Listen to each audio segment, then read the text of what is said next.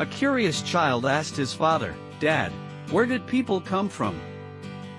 His father replied, "Well, son, it all started with Adam and Eve, who had babies. And then their babies grew up and had more babies. And that's how we got here." The child, not entirely convinced, went to his mom and asked the same question. She said, "We were actually monkeys at first and, over millions of years, we evolved into humans." The kid ran back to his dad and said, "You lied to me." His dad looked him in the eye and replied, No, son. Your mom was just talking about her side of the family tree." The kid thought for a second, nodded, and then whispered, "So that's why Uncle Steve picks his nose like a chimp."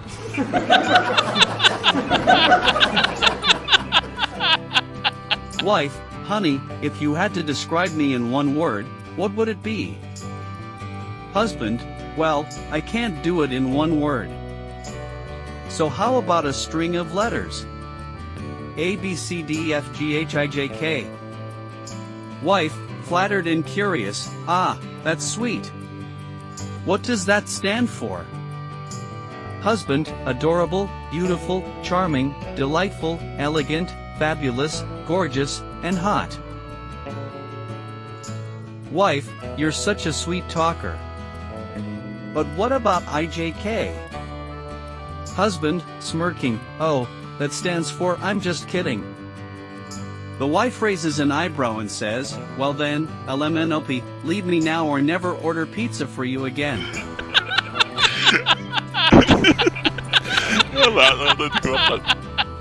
A lady goes to the doctor and says, "Doctor, my husband seems to have completely lost interest in, you know."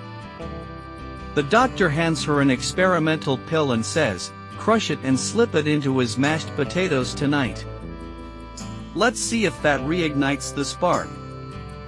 That evening, she does just that. A few bites in, her husband suddenly jumps up, tosses all the plates off the table, and sweeps her off her feet. They make passionate love right then and there. A week later, she's back at the doctor's office.